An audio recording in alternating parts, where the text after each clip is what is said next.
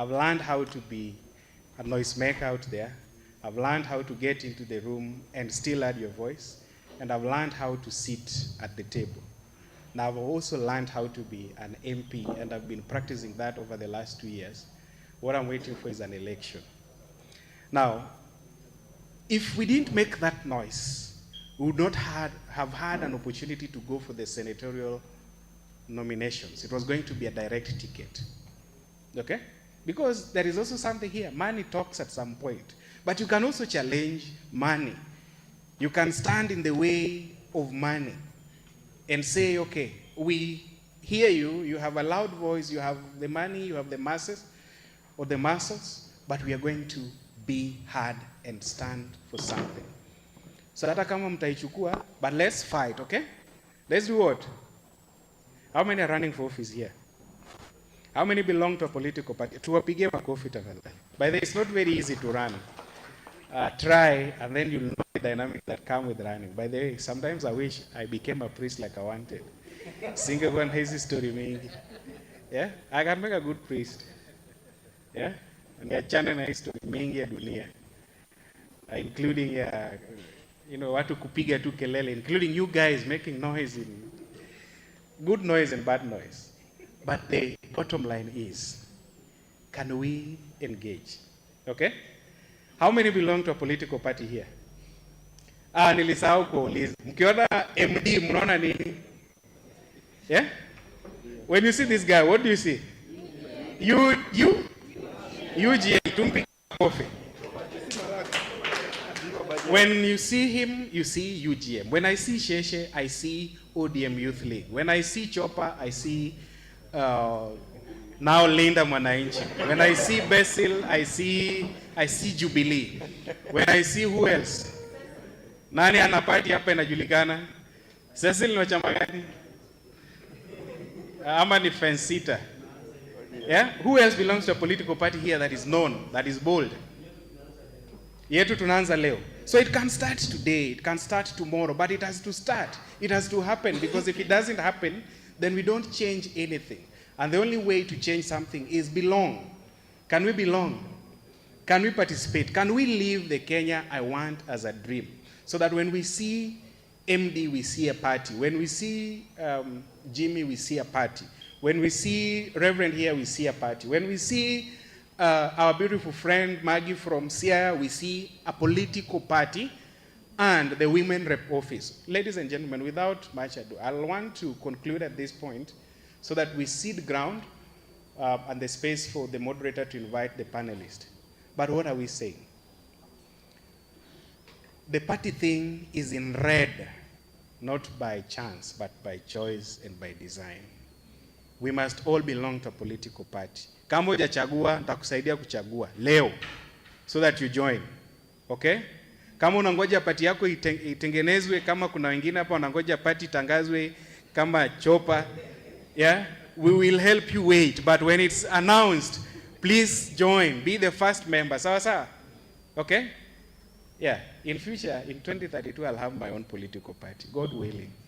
I would be out of the youth bracket, but I will be taking care of these young people, because the suffering that we've gone through, by the way, mimi sitaki mtoto wa mtu apitie hiyo tena. Yeah? I want us to belong. I want us to have the opportunity and the authority and the power to decide. Asanteni. Let's have a good engagement and let's participate throughout the process. Thank you very much. Vicky, I don't know how much time I had. I'm certain that I've taken more, so I will not speak again. Thank you. Thank you so much, Chair. Makofi kwake. Please don't sit down. You are our first moderator. Just come back up. Yes. Mumpige makofi akirudi.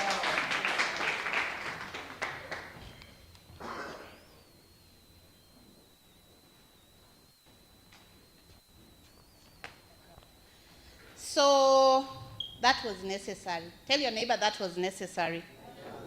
Why was that necessary? You find that through what the chair has highlighted, one, you will appreciate the diversity in this room. Sindio? Diversity in terms of age. I know this is a youth conversation, but you're asking, why do we have the other age brackets in here? Because we are tackling three questions. Ambia jirani maswali matatu. Question 1. What Kenya do I want? Ambia jirani, what Kenya do I want? Swali number 2. What do I need to do to realize the Kenya that I want? Ambia jirani hiyo pia. Question number 3. What is the role of political parties in realizing the Kenya that we want? Hiyo pia ambia jirani, what is the role of political parties? Correct. So with these 3 questions, you find that the introduction that Chair Pandey gave comes in very handy, because you'll see there is diversity in terms of political parties' representation in this room. There is diversity in terms of young people who've been gathered. Ama nyinyi wote ni Wamanyata? Chopa amewaleta nyinyi wote. This room has diversity in terms of the area we work in, what we do as individuals, but the general conversation will be the Kenya I want. So with that introduction, I really want to thank the chair for that. We have a conversation around these 3 things. And also, we are talking much because this is the only chance we have. This conversation is going to be more on that side. That is why you're seeing our cameras facing that side. You are the center of this conversation, each and every youth who's been represented here today. You're speaking on behalf of the Mambambogas you represent. You're speaking on behalf of the young people within your sector who are not able to make it here today. So we want this conversation to be very engaging. But before I invite our panelists, please have your phone out. Si mumejua tuna stormingi somewhere. Please have your phone.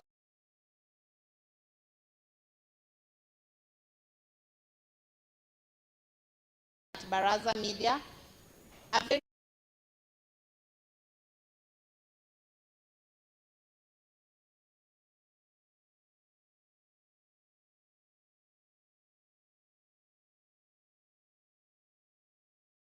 Please take out your phone. Tafuta mtu ungependa kupiga nayo selfie. I am not going to limit us to your neighbor. Probably umekaa kando ya dume kama wewe, so feel free. This is like a true. Linda, you are a good student. Be like Linda. Let us see you take those selfies. Let us see you take those selfies. Take a selfie of me. I want to. Usikatae upigwe picha, please. William, seeing you, good job, good job.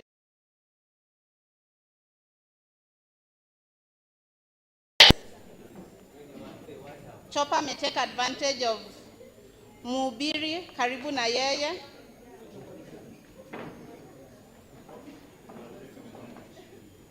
As I said, this conversation is going to be very engaging. Please post it online. You can use Facebook, you can use Twitter, you can use LinkedIn.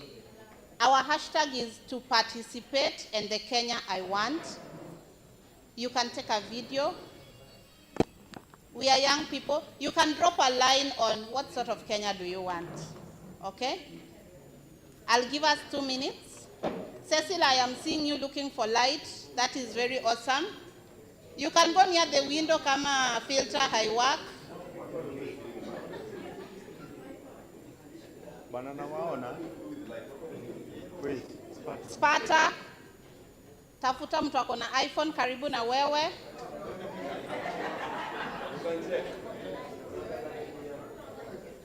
Musiogope lighting. If you feel hii light hapa mbele, mnaona venye nasaidia chair. Do not hesitate to come and maximize on the light we have up here. Chair ko light skin hapa mbele, guys. Don't forget to tag us to participate. The party is written that way because we are talking about the role of political parties when it comes to this conversation we are having here today. Sparta, you are doing it. You are doing it. Sparta ni celeb, by the way. Musiogope kupiga picha na Sparta.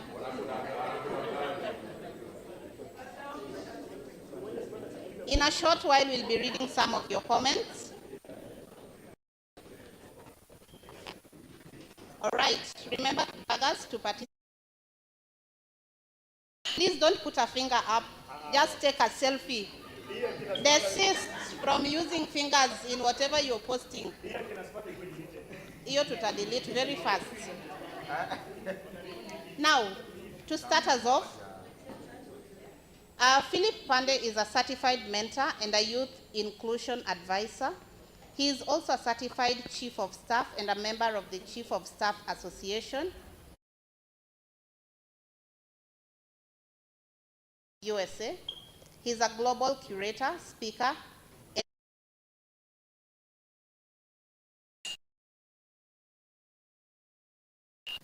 offering employment opportunities, engagements, and health and well-being.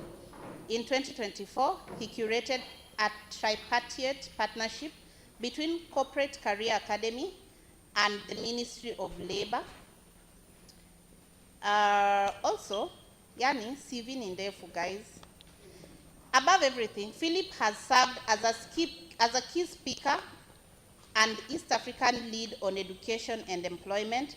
He serves in grassroots youth organizations, including Youth Impact Hub, Nyalandu Young Turks, and Smart Move, among others. He was recently appointed an advisory board member of the MasterCard Foundation and Partnership for Economic. Munapiga makofi kidogo, exactly.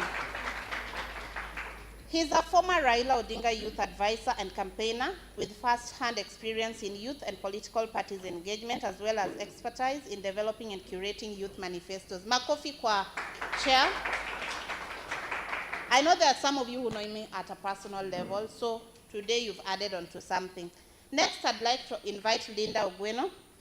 Now, Linda is a political trainer, social entrepreneur, civic educator, activist, and resource mobilizer, committed to advancing inclusive leadership and democratic governance.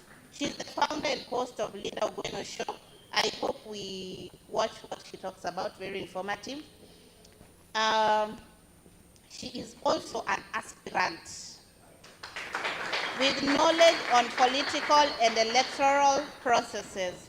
She's also the founder and convener of the Chagua Dada Town Hall series, and an initiative that explores the barriers preventing women from occupying political leadership at the county level, while creating a platform for grassroots women to contribute to national conversations on women's political representation. Makofi kwa Linda.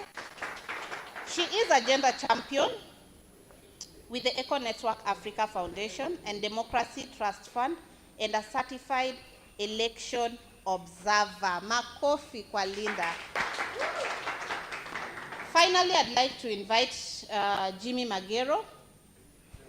Jimmy Magero is a passionate Kenyan youth leader, environmental activist, and community development champion, dedicated to advancing social justice and sustainable development. He first rose to the public domain, to prominence as a student leader at the University of Nairobi, where he demonstrated a strong commitment to representing students' interests, promoting inclusive leadership, and advocating for positive change. Beyond student leadership, Jimmy has actively participated in human rights initiatives, working to promote justice, equality, and protection of vulnerable members of the society. Driven by a desire to serve the public, Jimmy contested for the position of MCA for the Migosi ward in Kisumu, reflecting his commitment to grassroots leadership and public-centered governance. Makofi kwa Jimmy Magero. Now, this conversation does not end here. Cecil, if you're ready, I'd like to take it back to the audience. 3 questions I talked about, okay? First one, what is the Kenya you want? This is not a lecture. We are not giving marks. We want to know what sort of Kenya you want to see as a young person. What is the role you can play to achieve this Kenya? Parties actually has a role. It is good we have diverged. You as a young person, that political party that you are in, Do you think there is a role it plays when we want to achieve the Kenya we want to see? So I will take it to the team, Cecil, for that person who is ready. There is a way Olo is looking at me. We will start with him to just tell us on what sort of Kenya he wants to see. Yes, the young lady at the back in yellow. Tell us your name. Tumia lugha yoyote ungependa, tutaelewa. Tell us you can answer any one of the questions. What Kenya do you want to see? Or what role do you think as a young person you can play? Or if you're in a political party, what role can they play for us to achieve that Kenya? Karibu. Okay, my name is Dorothy Wago. Please stand so that our online audience can see you. Okay, good morning, everyone. My name is Dorothy Wago from Homa Bay County, Ndiwa sub-county to be specific. I'm going to answer the question of the Kenya I want. I personally, I want a Kenya where we youth are remembered every time, and not only when elections are near, during elections. I also want a corruption-free Kenya. Yeah, thank you. Makofi kwake. Yes, Pata. Okay, good morning. My sister, you have already talked about the Kenya she wants. So me, I will tackle what I can do to ensure that we achieve the Kenya that we want. Personally, my think that for us to achieve the Kenya we want, we have to be so much creative enough to ensure that we achieve, because in Kenya is a creative country, of which if you want to tackle the issue concerning the citizen of the country, you have to be very creative, because even as we can see the current politicians in the country, they're becoming more creative with the worst. The current president, he was creative enough to ensure that he nabbed every single person within the community. So for us to reach the goals to make sure that we get the Kenya that we want, we as the Kenyans, we should also be much more creative to ensure that we achieve the dream of the Kenya we want. How can you be creative? Be creative enough to entice the common mwananchi and enable them understand why is it important for them to participate in every election. Why is it important for them to understand why we elect leaders? Because many citizens in this country elect leaders based on what they're being given, based on how creative a leader is, but not based on how creative they are enough to ensure that they tackle the issue that affect them. Thank you, Sparta. Sparta is talking about we go beyond tokenism. That unampewa kakitu, mtu alisema kuyuko jamna. Next. Yeah, good morning, everyone. Good morning. My name is Onyango Dongo. I come from Siaya County, particularly Alego Usonga sub-county. What Kenya do I want? As a young person, I am looking at a Kenya where the rule of law is followed to the latter. I am looking at a Kenya where the people in authority and the people holding political positions respect the rule of law. And I'm also looking at a Kenya where there's going to be accountability, a corruption-free Kenya that will allow each and every Kenyan to thrive. What participation or what do we need to do to achieve this kind of Kenya?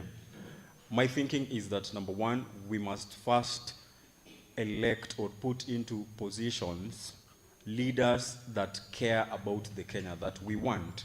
We must first start by electing and putting the right people in place, and then those people will be able to actually accomplish the Kenya we want. Am I a member of a political party, and do political parties have a role to play in the Kenya I want? Yes. As I stand, yes, I am a member of a political party, which every one of you know. And political parties, according to me, are an avenue for us to actually materialize the Kenya that we want, in the sense that, number one, as a political party, we are able to offer alternative leadership. That means that if a leader who is already elected is not meeting or working up to the task, then political parties can front other counter candidates or alternatives for the same. And that is what I believe that that's one of the roles of the political parties, is to see that we offer that alternative voice, we offer that alternative leadership, and when another leadership is elected in place, then we put them on check so that they actually deliver Kenya that all of us want. Thank you. Thank you so much. Makofi kwake. When we move to this side, I want some practical, and I'd like you to take the mic to Willie. I'd like us to tweak the conversation a bit. I want a very practical Viva Kenya comrades, that viva. you want. Viva comrades, viva. Yeah. More power to the people of Kenya, more power. More power to the young people of Kenya, more power. Abash corruption, abash. Abash abductions, abash. Abash the killings, abash. Viva comrades, viva. Asante sana. Kwa majina naitwa Willie Otiende. I am a community organizer from Manyata B. Na organize na Justice Center inaitwa Manyata B Social Justice Center. Nafurahia kwa hii mjadala. Swali nikiingia kwa hiyo swali very fast. The Kenya that I want. First, for me, I desire a Kenya yenye ni democratic state that is based on the principles, on the national values and principles of governance. Mimi nataka ile Kenya society yenye kutakuwa na inequality. Mi country na design ile country yenye hakutakuwa na kitu kama inequality. Ile country yenye wase wanaweza pata basic needs, what the constitution of Kenya guarantees. Ile country yenye kuna mtoi fulani pale akona opportunity, anaweza soma vizuri na government inaweza msupport aweze kurealize hiyo dream yake. Ile country yenye youth man pale mtaani akiwa msik, unaweza enda pale OC na upatiwe madawa. Ile country yenye kuna right to food. Ile country yenye si ati wase wanaweza kufa kwa sababu ya kitu minute as food, na tuko na mashamba tunaweza produce food. Mi country nadai ni ile country yenye iko na hii political elite wenye wamesubject kwa hii ngori forever since. Country na design, country yenye tunaweza drain swamp, ni country yenye tunaweza toa the current crop of the so called political leaders hao wenye wametoka kwa hii ngori, na tuweze kujiasat na tuweze kuleta an alternative leadership ya vijana, an alternative leadership that is based on ideals, on values and principles, on vitu kama participation of the people, on issues around combating corruption. And for me nikiangalia sijawa so far kwa the political parties zenye ziko, sijaona bado hiyo caravan yenye inaweza beba hizo aspirations za young people. So mimi yangu ni kuchallenge vijana, hata kama tumesema lazima tu participate kwa political party, but lazima hiyo political party yenye tuna participate in it must be based on an ideological clarity. Lazima ikuwe people centered, lazima ikuwe inaweza address the people's issues, si selfish interest. So for me na desire ile country yenye wase watakuwa happy, hakutakuwa na suffering. Hizi ma killings zenye zinafanyika ni kwa sababu vitu haziko sawa na political landscape haiko sawa. Kuna yenye ina favor youth man, vijana wamesoma, hakuna makazi. Unaona, mental health imekuwa saini crisis, wase wanajimada, vitu zina happen. Kisumu sasa kuna insecurity moja mbaya, tuko kwa good economy, na ni kwa sababu political landscape haitu favor kama vijana. So mimi na desire country yenye inaweza address hizi inequality zote, ile country yenye tunaweza sema tuna operate within the confines of the rule of law. Asante sana. Makofi kwa Willie. Makofi kwa Willie. Cecil, as you make your way to the back, I'll give 2 more opportunities. As Cecil is making his way to the back, behind Sparta, we have 3 on this side. And what Willie has said is very vital in terms of ideological clarity. Tunasema to participate, but is it about just joining a political party? Umeka, umenyamaza, yes, I am a member of this political party. Does that solve us? Does that get us to the Kenya we want to see? Yes, my brother. Thank you very much, my sister. My name is Ian Obala. I think I love the energy from my brother. I want to respond to the question that see the role of political parties. And I want to restrict myself.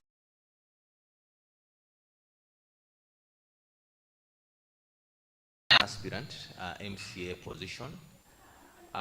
First things first, political parties, as a young man, I'm able to fight for the reforms that I would like to be achieved in my party.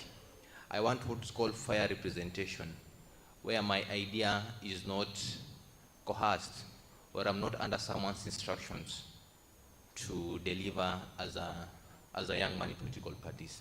So this conversation is very timely, and I urge the youths to fight for your space on the political parties. And like I said, as the young people, we should fight for the reforms that we guys want. We should not fight, but it's the only way to achieve these things is to be part of that table. And if you cannot be part of that table, then you'll have to break it. So I say that in a lot of humbleness and calmness, and I stand guided. Asante sana. Makofi kwake. A better clap for him. Yes, let's move to Dikizo.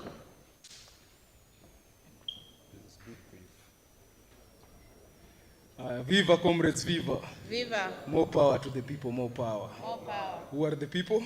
We are.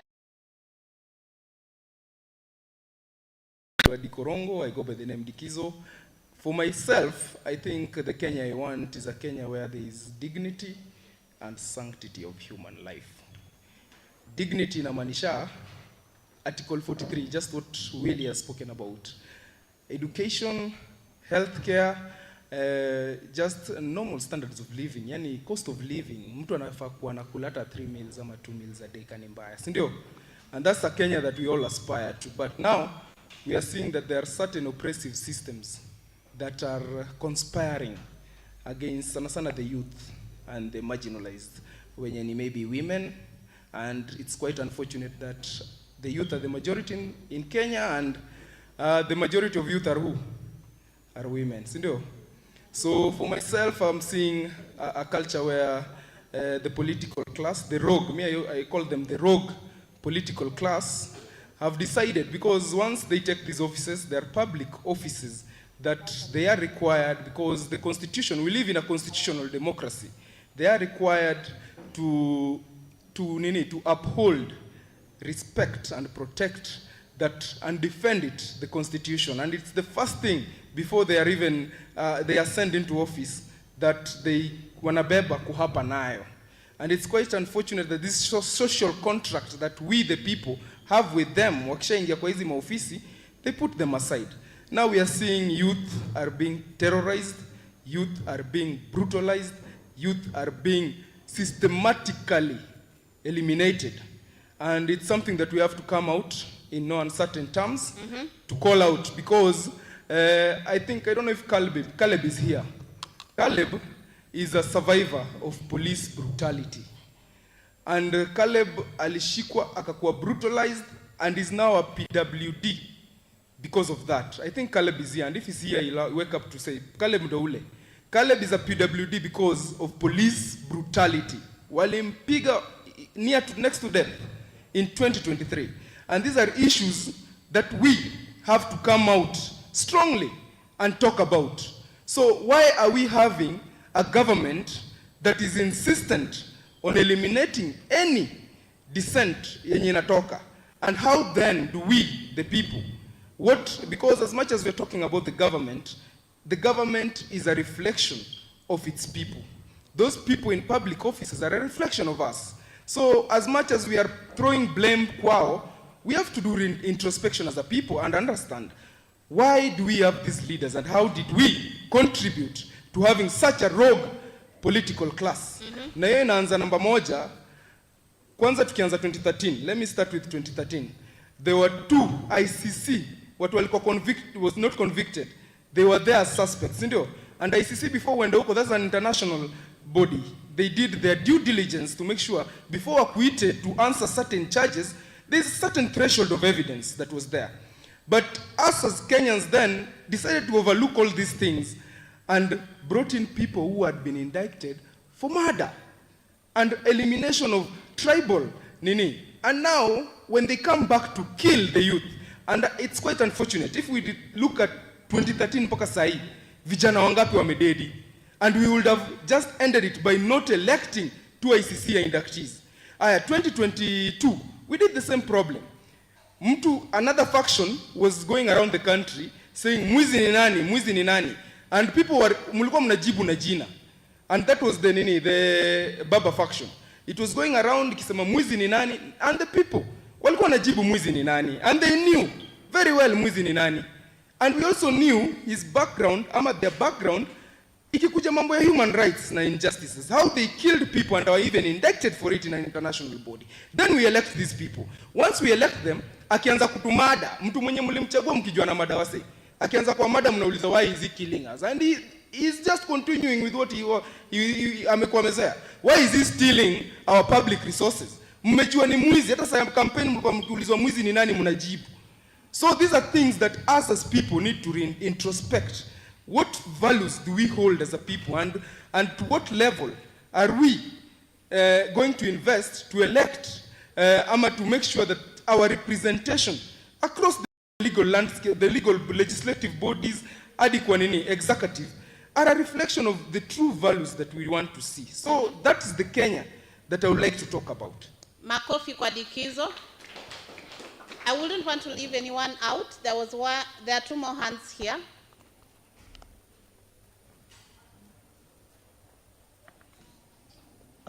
Good morning everyone. Ebu tusalimiane juu ya hewa. Yes. My name is Clinton Makados.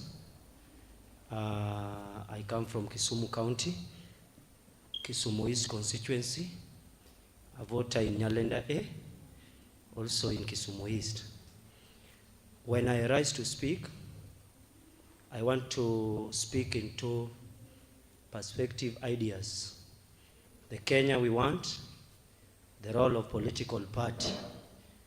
Allow me to begin my statement with something called the Kenya I want as Clinton. Kenya is rotten, and that is a fact. This is not a Kenya where our ancestors, the likes of Jomo Kenyatta, the likes of Jaramogi Oginga Odinga, the likes of Dedan Kimathi, the likes of Chieng' Oneko, and whatever, the heroes, came out and fight so that the children of the land can inherit the land that was given by blood. Today, when I stand here to say that Kenya has got the highest percentage of a corruption country.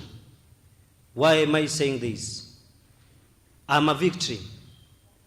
All of you know that there was an election of youth that was supposed to take place, called National Youth Council. It is something that had been budgeted for, close to 165 million shillings. Our election was supposed to take place on Sunday. We are also aspirants as youths that came out, especially in Kisumu East. And because of corruption, there are people that went in the house and say, this money, we are not going to use it, we are going to squander it. And we are going to do what is called selection of the people from each and every county that are going to represent us. And this happened, and I love the spirit of young people. We came out in Kisumu, in Nairobi, Mombasa, and every place in these counties within our country. And we condemn that matter. Today, as we speak, I'm very happy because the voice of young people are being heard.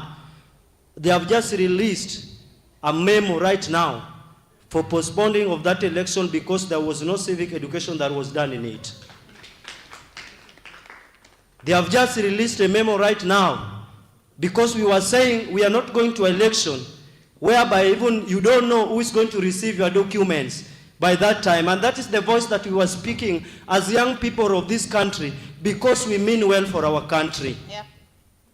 That is why when I stand here, Kenya I want a Kenya whereby a young person from Kisumu is treated equally with a young person from Mount Kenya, is treated equally with a young person in Mombasa, is treated equally with a young person in Turkana, because we belong to the same land where our ancestors left for us and we are fighting for it. Ungepiga makofi omera. Hapa pia tuko pali pazuri, nimeona place ya Jamna, so tukimaliza ni kama tutayukiwa Jamna hapa. So secondly, because of time, I have a lot but time ndio kidogo. Kenya I want a Kenya whereby youths are empowered. We can wake up in the morning and we know where we are going to. 70% of youths in this country, you wake up in the morning, you are still battling, where should I go, and hustle, where should I go? Because there is no proper channel. Every year, the government is budgeting for close to 178 million Kenyan shillings that is going to youth empowerment, youth enterprise fund. In Kisumu East, I'm speaking as a resident of Kisumu East, there is no single day we have been empowered by funds from the government. And if you go to areas like Mount Kenya, you will get youths they have different things that and organizations that they are being empowered by the government. So from today henceforth, we should stay focused, we should stay united as the country, as the youth, in each and every county, so that our voices to be heard. These governments that are now eating their people, they fear the voices of youth. And that is what I've realized. And we are coming out as youths, and we are warning them. We are going to do away with the government of 19th centuries. We are going to put our government of 21st centuries and above come 2027 election. Thank you. Makofi kwake. Hii kitu ya political party. Political parties have disappointed youth in this country. When you are standing or you are vying for something and you are a young man, you will use your resources to campaign. When you are reaching during nomination, you are being asked, who are you? Who know you? Where do you come from? Where did you start? And where are you going? We want to tell them, we are doing away with the 19th century things. In this 21st century, we do not need political party to be in seats. We need the rule of the people to take us there. We will win everything. Na mchunge sana. No one entered in that parliament when they were old. They entered that parliament when they were young. If they don't want to give us opportunity, we will get there whether they like it or not. Thank you so much. Thank you so much. We'll bring it back to the audience. I want to bring it here. Hold your thought. This conversation is about the audience. I want to bring it back here. Now, from what the audience has talked about, let's start with you, Jimmy. Youth, they want a Kenya where youth are remembered, a Kenya where there is no tokenism. The rule of law is actually being respected. A Kenya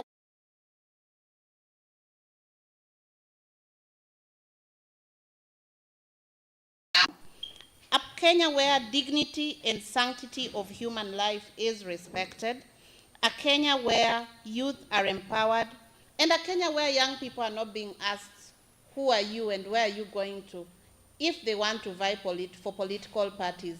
Now, how do we get to this Kenya? Okay, thank you. First, I would like to say that it's great that the young people who are in this hall today are very ambitious and very optimistic that they can realize the Kenya that they want. And for us to realize the Kenya that we want, we cannot do the same things, same way every time and expect a different result. First, we must ask ourselves that why is it that everything that we are doing to realize the Kenya we want is not bearing much fruit? We keep on seeing the system acting in the same way. We have seen the young people who made their contributions here, and you've seen how angry they are, the things that happen, the police brutality and all that. And these are things that have been happening every electioneering period. So the question we need to ask ourselves is, what is it that we have not been doing right? And what strategy are we having to ensure that we do what? We change this. We want to join political parties. But the fundamental question that we must ask ourselves is, why do we want to join political parties? Do we want to join political parties simply because we are out? We want to go in because we are out? Or what is it that we want to do once we join those political parties? Because if we are to change the whole system, we need to have an agenda. We need to have an objective, what we want to realize once we get inside those political parties. We need to understand what politics is. I was introduced here that I'm a human rights activist. For a very long time, yes, I have fought from outside. But much as we have been fighting, we have not achieved so much. The same thing that have been confronting us, the way the system has been brutalizing young people, is the same thing that has been happening. So what is it that we need to do?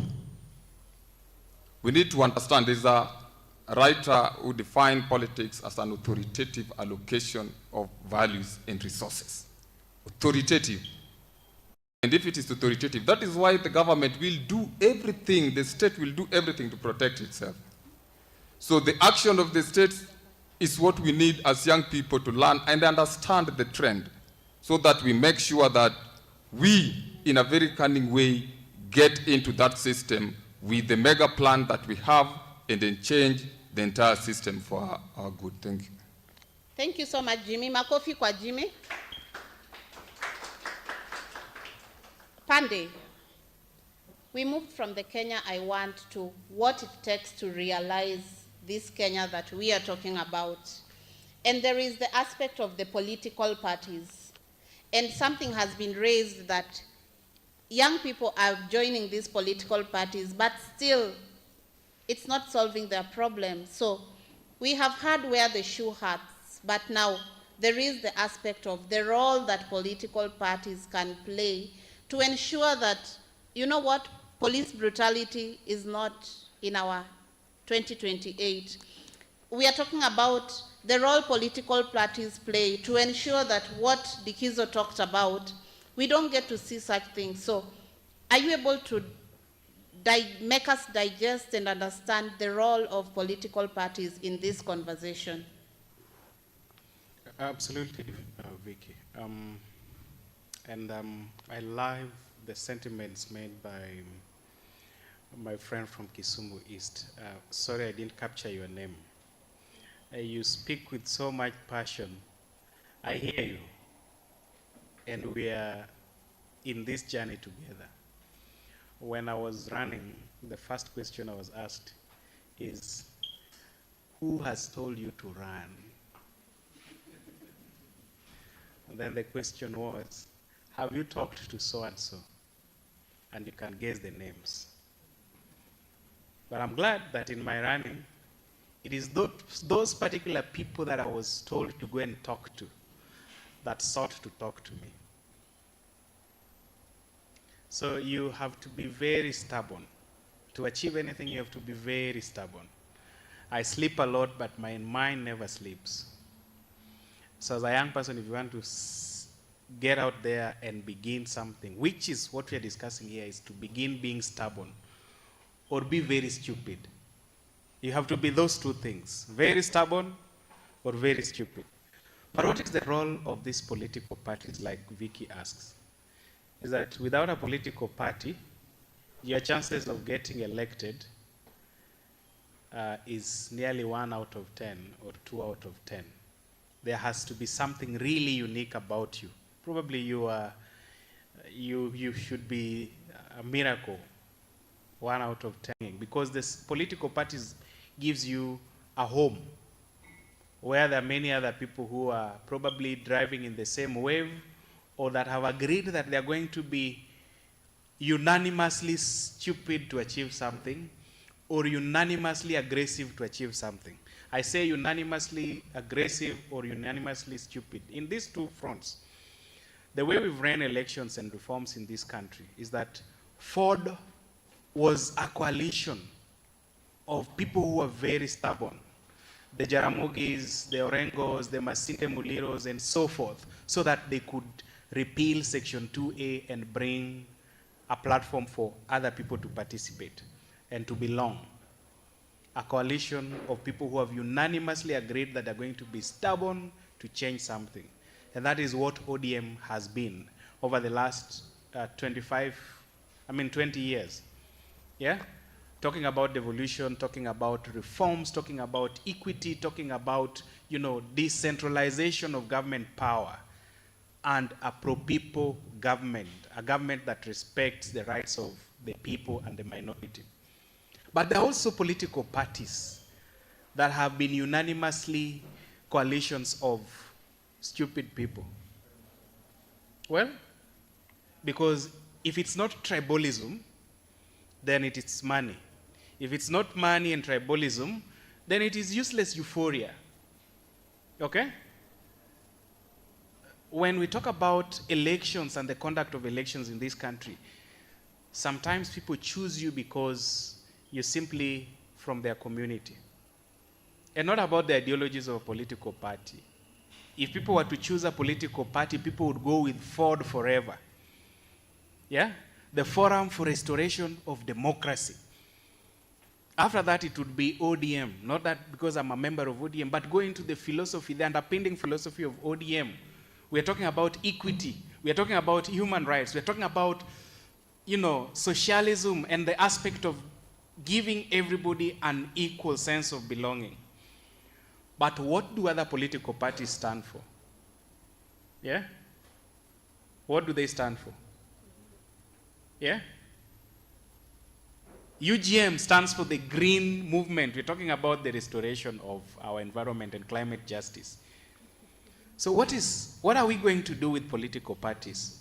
Somebody here said, we are not just going to join political parties. Can you join a political party that is relevant to the issues we're talking about today? Yeah? Beyond human rights, what is the place of young people? So political parties are platforms, but not just regional platforms or tribal platforms or money-facilitated platforms, but ideology-facilitated platforms. Philosophy that talks to the rights of our people, to youth employment, to women and gender equity, to people who have been marginalized. And political parties must unite us. What is the role of a political party? If you saw Raila Amolo Odinga, may his soul rest in peace, you'd see somebody from the back of beyond. By the way, and we've served in this space, if you are Maasai and Luo, and you're supporting Raila, and there is one seat for him to appoint somebody, who was he going to appoint? The Maasai. If you are supporting Raila Odinga, and there is a Turkana, and you Chopper, who was he going to appoint? And you'd be told, and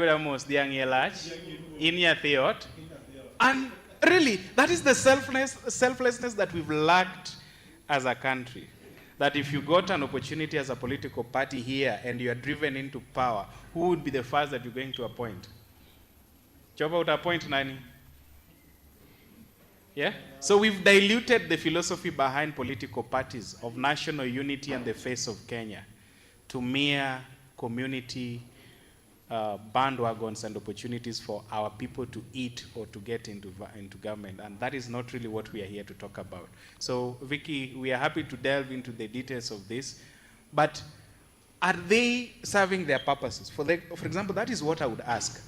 If you've seen Ford, you know that Ford fought for something. Restoration of democracy and repeal of Section 2A and the human rights. If you see ODM, you see? What do you see? You see devolution, what do you see? Okay, when you see KANU, what do you see? You see Moi. But beyond Moi, there is what we call the sensational paper 10 of 1963, written by Tom Mboya, Kibaki, with the support of Obama Sr., that became our planning document for the longest time until we had the Vision 2030. So political parties can influence. They can stand for something. And that is what we are talking about. When we talk about reforms today in Kenya, if you don't belong to a strong political party, you are not going to have any bill passed in parliament. Okay?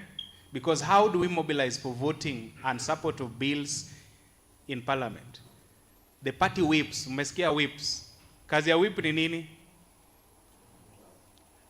Kazi ya whip ni? Kuchapa. So you've heard of UNET as a whip. Yeah? Which other whip do you know? So the role of a political party whip in parliament is to whip members, is to mobilize members. If today there is a bill that is coming in parliament, it's finance bill, we don't want it. You are going to call everybody in numbers. Can you come to Bunge in the afternoon so that you vote?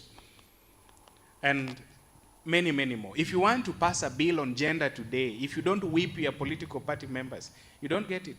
And that is why we have the interparties parliamentary group, where parties now can come and agree that, okay, we don't agree on so many issues, but devolution is a priority, funding counties is a priority. Can we do that? You can't have a voice, even in committees. Actually, you don't really belong to committees that make decisions in parliament, unless you want to go and belong to the catering committee, because as a member, anyway, you belong to a committee. Yeah? You can't belong to PAC if you are not in a political party. PAC is the Public Accounts Committee that audits how expenditure is done in this country. You can't belong to the Public Investments Committee if you are not part of the ruling government or the ruling party. And that descends even to our county assemblies. And why perhaps sometimes we have difficulties with implementing devolution is that MCSC themselves as beneficiaries of political parties. And if your governor belongs to the same political party, you can't say nothing. You have to abide, yeah, and belong, so that usinyang'anywe nini? Ticket. So whether a road is done in your community or not, unangoja nini? Ticket. And we must come from that platform, that comfort that my brother talks about, so that we challenge the status quo, so that parties do what parties are supposed to do. Hold accountable, perform, reform, invest, and ensure that transparency and use of public resources are as what we anticipate. Thank you so much. Makofi kwa Pande. If you heard what Pande talked about, he says government can only conduct or respond through systems. And young people need to understand how are laws made, how are budgets, how do they come up with budgets, and who influences these whole processes. And Pande simply says that political parties play a vital role in influencing these processes because government responds through systems. Now, Linda, I have seen a couple of members within this team out in the streets. So young people have actually gone to the streets, young people have protested, young people have complained, young people have gone to Twitter and stormed Twitter. There is nothing that young people have not done out here. What does it mean to move from expression to organized participation?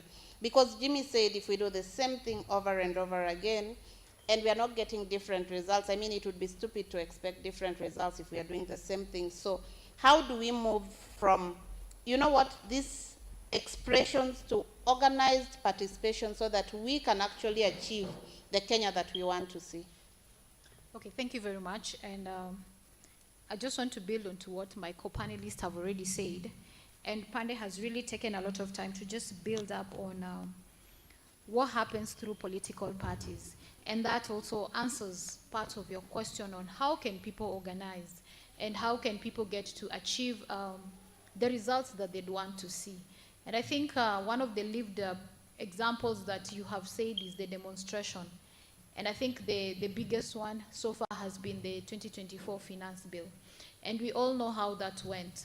It's a question of the things that young people were agitating for. Were they realized? Some of them, yes. But largely a majority of them have not been realized if we look at how things are today. And I think we are still talking about things to do with police brutality that is still alive with, if you look at the current going-ons even right now. And so majority of the things have not been achieved. Again, to add on to some of the benefits that come through political parties, you get that political parties do get to decide who gets to be on the ballot, right? Ni nani anapewa tikiti. And in a region like ours, ukipata tikiti for one of the strongest parties that has been in this region, you are as good as elected. See, that is true. Yes, and so you find people struggle not even to campaign, but to look for the party leader to give them the ticket. And so that tells you an importance of a political party. And again, in relation to that, you find that some political parties do sponsor candidates. If you're an aspirant, they're those ones that sponsor you. Again, you find there are political parties that also have opportunities. There could be opportunities to even have scholarships, right? We know of young people who've advanced in their education through political parties. Are you aware? Amudui? But those are some of the opportunities that are there. I'm just trying to build up on the other benefits that are within political parties and why you should look at them. Again, political parties decide what we get to talk about. Especially, we live in the day and age of social media. Do you know bloggers can just decide, today this is what you're going to talk about? And us, we just follow, and that becomes the conversation for the day. And so if what we are agitating for is employment, question is, can employment become the conversation of the day? So that we get to talk about it, and we get to push. Today, if you look at the social media, especially in Kisumu County, there is something that is trending about a woman who was violated and passed on. And it's trending. You are Kisumu people. Have you seen it? And an apology has been offered. An apology has been rendered. But that thing didn't happen today. The unfortunate remarks were made some days ago. But the apology has been rendered because of the pressure that came from social media. So what I'm trying to say is, even the conversation, why parties are important, they decide even what we talk about. And so when we go back to how then do we move from this, apart from online engagement and the street engagement, to build on the other things that has been said, is to join political parties. And it is not enough for you to just join and be a member. Question is, when you join that political party, what is it that you're going to do in that political party? Before you join a party, first of all, look at the party. All parties have their constitution. Make it your responsibility to read the constitution of that political party. Yes, a party could be popular in your area, but do you even know what they stand for? Based on the way my Pande was saying, ODM stood for that, this stood for that. Do you know whatever that political party it's underpinning? So look at all that before you join a political party. Now, once you have joined a political party, be more than a member. You find situations where you're asked, who are you? Where did you come from? Who is your father? Those things happen because sometimes you're just a member and you have decided to take a back seat. In addition to that, I've already said that political parties decide who gets to be the flag bearer. So either vie for a political position or support your candidate or the person whom you'd want to see to run and win the party nomination ticket. Because tumesha sema, when you have the party nomination ticket, sometimes you're as good as elected. See, that's true. Again, you find that within political parties, all political parties have a slot for the young people. But question is, are young people the one occupying them? So if you're in a political party and that is not the situation, they agitate so that becomes the situation, so that change is made. My friend said that they held, I was in that, I witnessed that presser the other day when they were saying the way NYC elections are not prepared. And right now, the memo has changed. So even in that party, make sure that you push for seats that are meant for young people to be occupied by young people. Some parties have a young person by name. There is a young person XYZ. But this young person, when decisions are being made about young people, hayuko, hata hakui kwa decision making table. So that person who's occupying that seat has to be there to represent the young person. And if you're that person, remember that your responsibility is to push for young person. As I finish, again, now once you win this election and now you go to the August House, so these issues that we raise about the Kenya that we want to see, so they are debated at the parliamentary level. But now you also have access to the party leader. Watu tumesema tuko kwa chama hapa. How many of you, party leader yupi anakujua? How many of you can sit with the party leader on the table and bring these issues that we've already said are very important to us and tell the party leader, youths, hizi ndo vitu zenye tunataka we want them passed. So if you're a member of a party, see into it that the party leader knows you. You get. But if they don't know you, what I'd advise, like Pande said, push until the party leader looks for you. Question is, mbona akutafute? What value are you bringing? What value are you adding? When you have that value, they will add. The last thing, remember, countries are guided on manifestos. Things are implemented based on manifestos. Even here in Kisumu, the manifesto that is being used is largely dependent on the one of the presidential candidate that our president currently. So, because of that manifesto, the issue of the youth have to be in that manifesto. Thank you so much, Linda. Makofi kwa Linda. I'm about to bring the conversation back to the audience. Please, as you pass the mic back to Magero. To our online viewers, we are engaging online. Please share your thoughts. Tell us what you think. What kind of Kenya do you think? Do you want as an individual, as a Kenyan? Sio ni nchi yangu itanifanyia nini, bali nitafanyia nchi yangu nini, or the role I have to play. I also want to make it very clear that this is not a conversation asking you to support any specific political party. This is a non-partisan conversation about political parties as democratic institutions, because we want you to understand the role of political parties, their power, their weakness, and why young people cannot ignore them if they want to shape the future of this country. Yes, Magero. Yes, there's something that is important that I felt that I wanted to add. That there's a need for us as young people also to understand that what system are we using as a country. We are a democracy, and then we need to understand the principles of democracy. One of them is respect of the voices, both the majority and the minority, where the majority have their way, while the minority have their say. But then the assumption about democracy is that every person who is going to participate in an election is informed. But is that the case? Not everyone is informed. And that means that every vote that goes to the ballot does not weigh the same. But the assumption is that every vote weighs the same. But then the democracy, we are told that the majority will do what? Have their way. So it does not matter even if we have got 1,000 fools and 50 who are informed. If they go to the ballot, the 1,000 fools will have their way.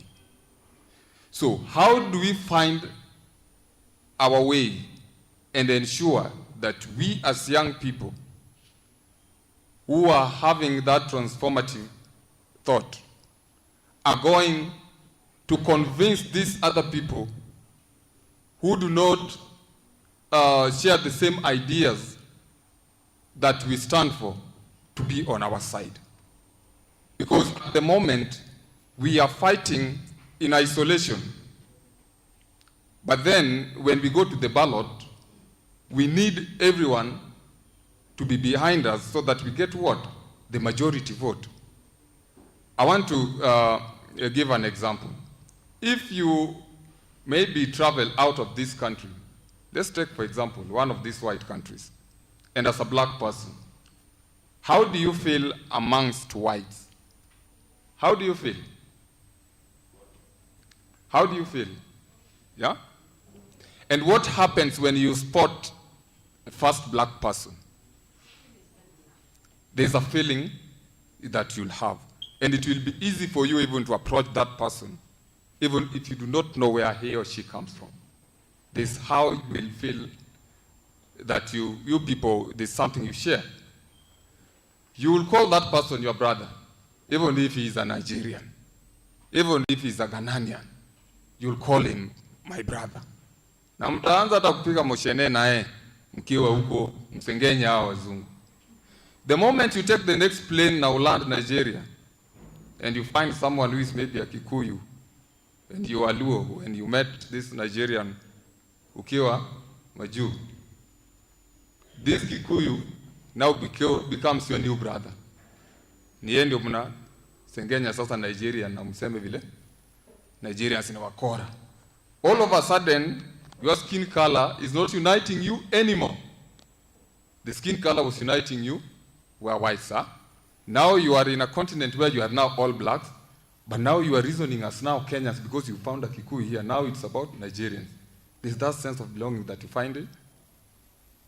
When you take the next plane now land JKIA, ukifika hapo upate mjaluo mwenzako. All of a sudden huyu Mkikuyu sasa, huyu sasa si Mkenya, huyu sasa ni Mkikuyu. Yeah? Now you are when na mjaluo mnaongea lugha yenu ili asiwasikie. And you can even fight because it does not come from your tribe. All of a sudden the sense of belonging and that security unafeel karibu na. And if you take the next flight, you land in Kisumu. All of a sudden again, now it's a case of Jaoma Bay. But you are all Luos now. Yes, Jakajulu, eh? And if you are contesting, you had candidates who are contesting for governor, their supporters will fight each other and kill each other. Now they are not even conscious that they are all Luos. It's all about Yes. Na ukitoka hapo, it goes and trickles down hadi kwa clan. Where now you all come from Kano. But there in Kano, bado kuna Jugubura are still again fighting against you. All of a sudden they have left that tag here. Kano are supposed to be governor. Sasa wanapigana hapa kwa clan. So that is how politics is. And this goes down at hadi kwa homestead. Where you feel there is sense of security, you feel a strong sense of belonging, there is trust. Familia yenu, hata mkue mkuaje, hapo tu ndio utataka ukue. Because you trust them. And that is what also happens hapa kwa political space. Where if you are in a political party, it gives you that platform to pursue those other aspirations that you want. And we must ask ourselves, how can we ensure that as we align that way, we are in a group that has the majority? Because when election comes, we are a democracy where the majority will have their way and the minority their say. It does not matter how much the minority are right. Even if the majority are wrong, they will still find themselves in power. So we must find a way of making sure that if the majority who are wrong, we can find a way of making sure that they are still behind us. To make sure that the person who finally finds themselves in power is one of us, even if he's going to be supported by those who are wrong. Thank you. Makofi kwa Magero. I want to appreciate the audience because I am seeing you're very keen on, you are here with us, and that is something that I really want to appreciate. And this conversation goes beyond this room. We have online audience who also would want to know, what do you think? One of our deliverables from this engagement is tangible things that we need to leave this room with as achieving the Kenya we want to see. So I want to bring the mic back to the audience. Cecil, if you can hear me. Tell me what you think in terms of how do we get there? Yes, we have said, my ideal Kenya looks like this, and we have said what we do not want to see and experience, but how do we get there as young people? Yes, go ahead. Thank you very much, Vicky. I am Benson George Odhiambo, my youth pastor in the Anglican Church within Kisumu. Now, talking about practical, I think I would want to say that young people's voices need to be heard, and your voice is heard at the table. But I want to blame people for the kind of leadership we have in place. We are in a democratic society where leadership is determined through the ballot. Today you walk the streets, ask a young person, oftentimes you get young people who say, I am not registered as a voter. Then I think one of the ways in which we can ensure that we in these coming elections is by ensuring that mbogi ambao tunarol nao ni mbogi ya wasee ambao wako na ukiwa pale kwenye bodaboda shade kama msee hana kura, basi evict him from that bodaboda stage. Okay, ukiwa kwa youth group na wase uko na wase ambao they are registered as voters, then we make sure that we deal with this down there, because we may make a lot of noise, but it won't matter if a majority of us don't cast their ballots come the next. Ask ourselves, I know we have quite a number of aspirants among us, and it's a good thing. The question is, even the people that were before you were aspirants, and when they got to the to parliament or wherever they got to, what happened? What happens with people? So I think we need to work on a value system right from this time where we are aspiring to be voters. Let us have a social contract with our people, so that when you get there, we don't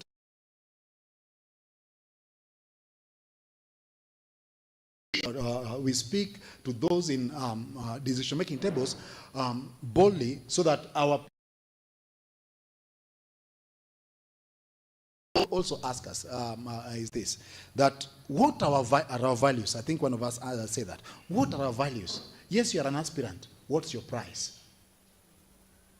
We hear, so many people are, today if you are offered money, will you stop vying for that position? Can you be bought? If you can be bought, please stop wasting our time aspiring to be in leadership, yet you have a price, you can be bought. You should have, if you should have something that you can die for, so that even if you're offered money, say, no, keep your money, I need to sort this out. But if you can be bought, please don't waste our time. Thank you. Thank you so much. Thank you so much. You have said, Mbogi ikuwe na kura, and at the same time, let us work on our value system. Just now that we are in the spirit of the pastor, turn to your neighbor, ask your neighbor, can you be bought? Ask your neighbor, what's the price? Na umwambie chunga sana. Ambia jirani chunga sana.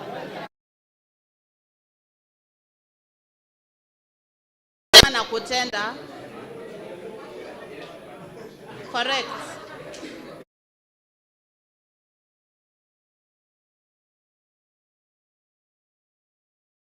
For our future, we will start asking people to show before you come into certain spaces, because that is the first line of duty.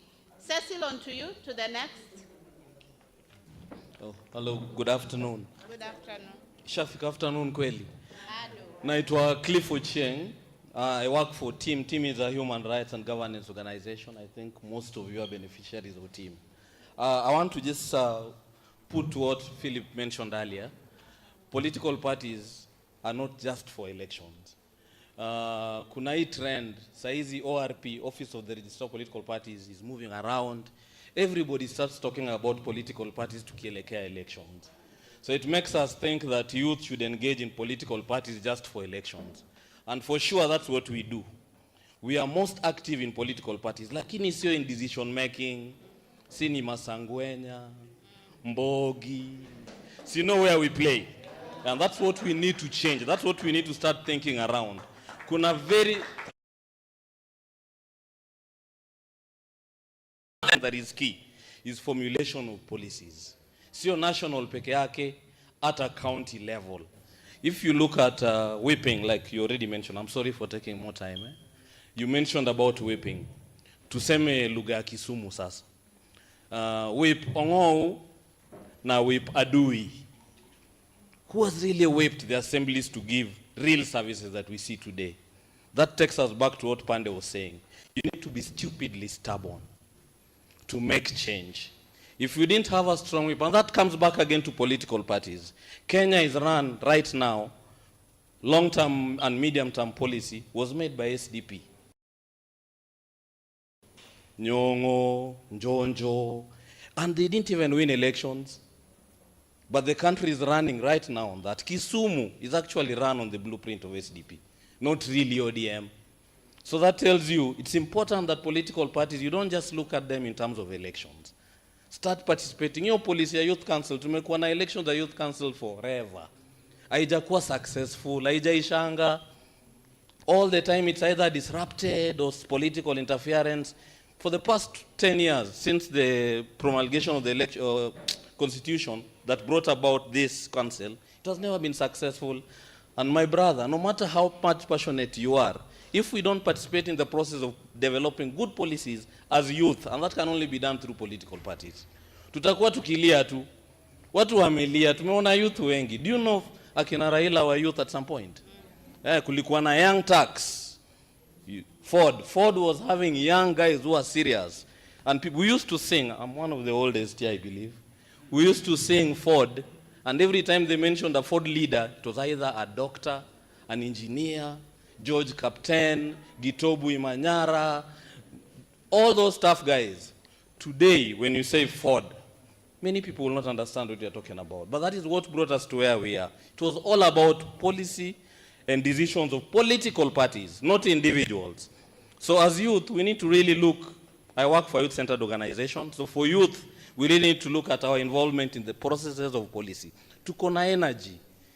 After 2024, the protests for finance bill, the government literally came to the ground.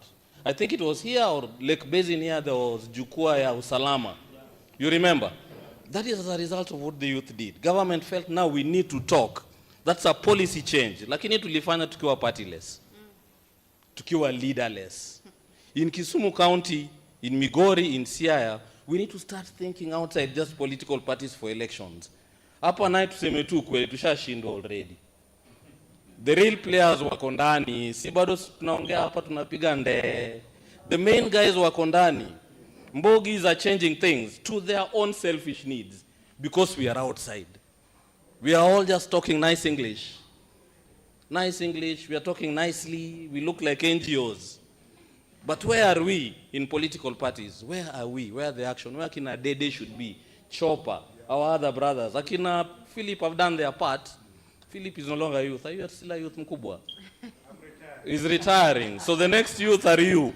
Where are the other guys? Where the action needs to be? So I'm asking us, thank you for this. I'm happy to be part of this. Please think outside the box. Tuingie where the spaces are important, where we can make real action. See a drama here, TikTok. Even in TikTok, you can change policy. And people have been changing policy. You can move parties in TikTok. And political parties are the main framework. The Political Parties Act will not change tomorrow.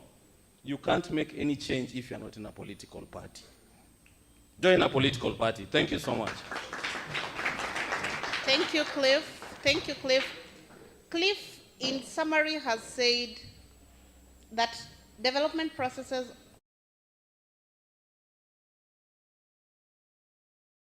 is that influences. We are talking about education, we are talking about corruption, but if this does not fall within the agenda of the political party that carries the day, then tunapiga guitar, sindio? All right, Cecil, on to the next.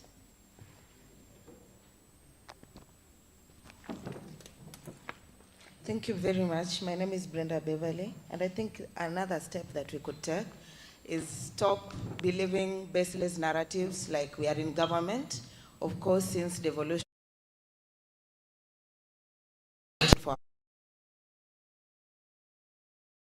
mi analipwa. How many are employed here? Wangapi wako kwa salary? One, actually ni watu watatu out of this whole team. So tukisema tuko governor, tunalala njaa, tuna jobs. I'm thinking that is a narrative yenye tunafaa tuache. We should start seeing things as they are, and then tuanze kuona accountability in the things that are in our areas. Our health sector is failing. Utaenda Russia na utatuma kununua sindano kitu ya 5 bob yenye inafai kuwa inapatikana hosi.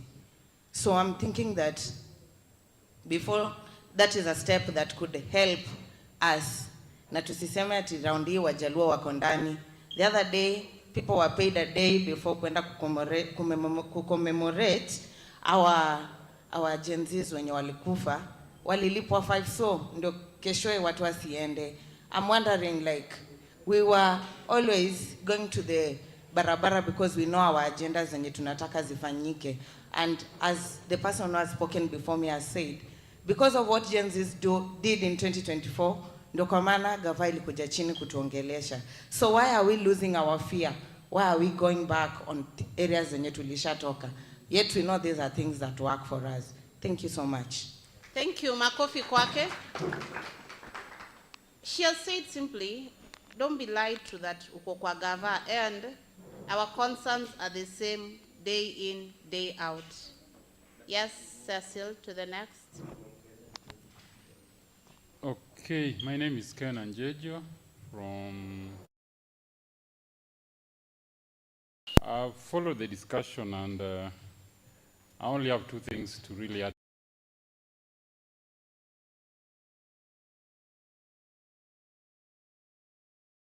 Look at 2 things. When you talk about the Kenya I want,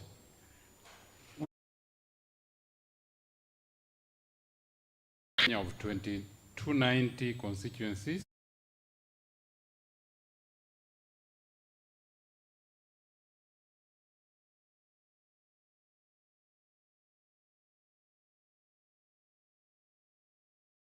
keep missing the point, because we are ready to run to the streets to want to change a governance problem in Nairobi, but you abandon what is problematic in Manyata, in Obunga, in Kajulu, and then we are believing we are solving a Kenyan problem. The Mombasa problem is not a Kisumu problem. And for me, that is where young people must really go back to. I'm looking at the faces present here. If these faces cannot be present in a public participation discussing a budget in Kisumu, then I think we are missing the point. So to me, these things are pertinent to me because I've really come down to that particular space and really believe the Kenya that I really want must be built from the lowest level. So I have to make the people first in my family to really believe that we can really make a difference in this country. So when I write about something, when I analyze a budget about Kisumu County and post about it, when I do my activism, when I do my advocacy, when I do my write-ups and also the work I do, it must be from that very local place, Mali naishi, whether it's in Kajulu, Bolo, or maybe in my village, rural village in Kano. These people must first see that whatever I'm trying to put together is something that can really work. That is when you can really inspire the boda down kwa hiyo base yenu huko. Mwenye anakubeba akikupeleka kwa stage. To really believe that this man waking up tomorrow going to town, the one I see in Facebook posting about certain things, the one going to meetings. Even now, I was coming to this meeting and niliombea niko na mkutano zangu za tao naenda. So they must really connect that whatever I'm doing can really make a difference. That is when I love about people following me. And when you get to now the rule of politics, as Magero put it, this thing is purely a masses. Politics is about numbers. So if you believe that people are voted by fools, then have many fools behind you. That is the truth of the matter.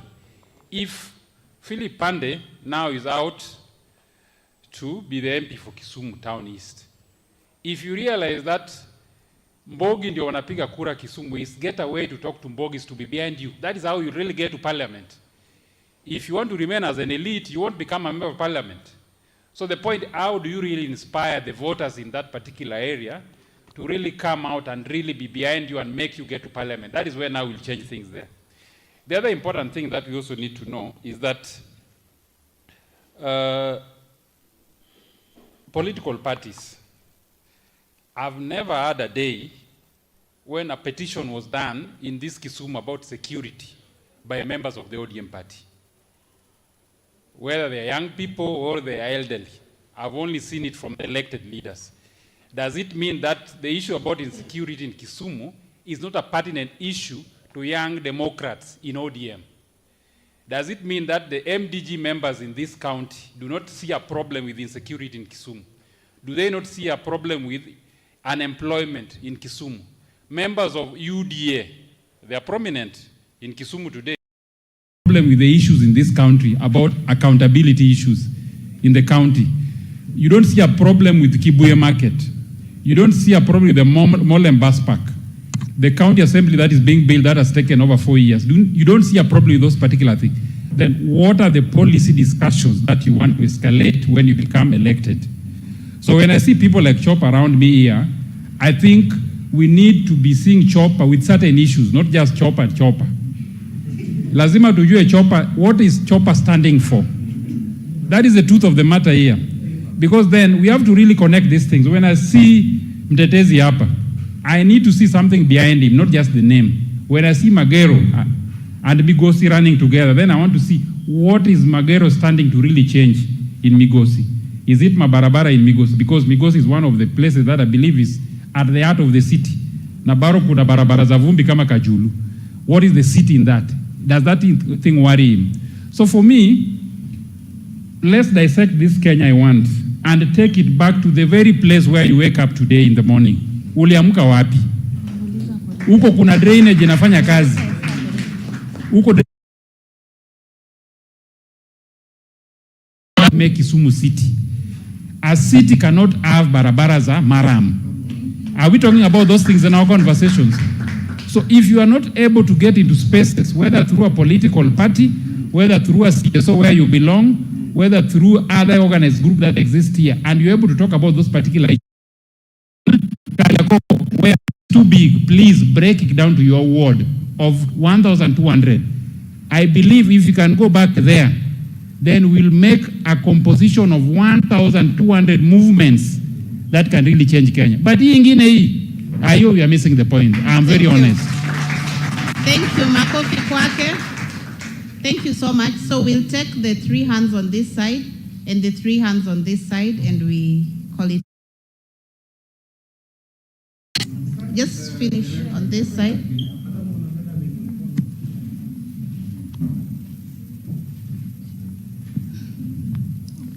Good afternoon. Good afternoon. My name is Caroline, a priest, a youth clergy, a pastor for the young people in Kisumu County, and also a programs person. We've talked about the problem. What is really the problem? We've spoken about the problem, and it is about the problem that we are talking about mostly in the room. Then we ask ourselves, these are the Kenya we want.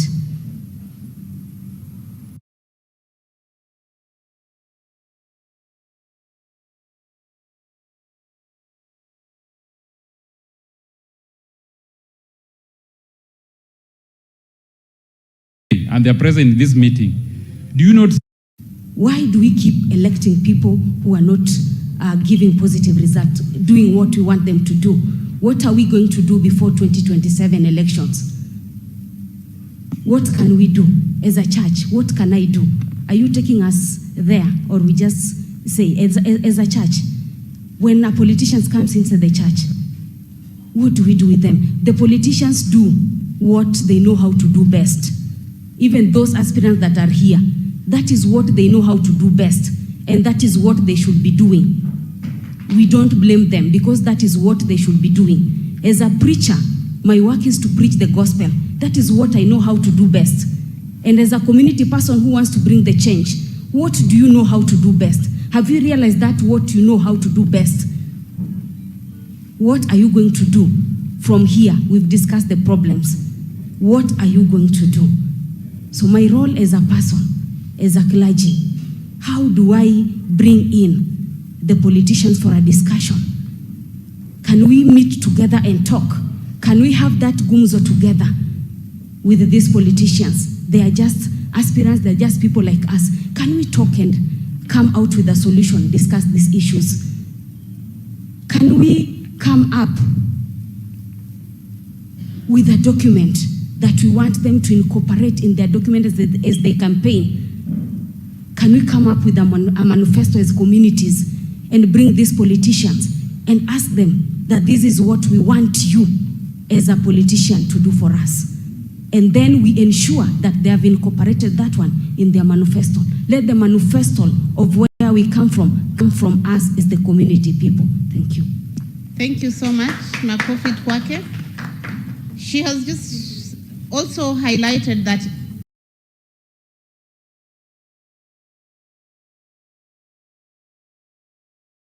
it comes from the local level as we move.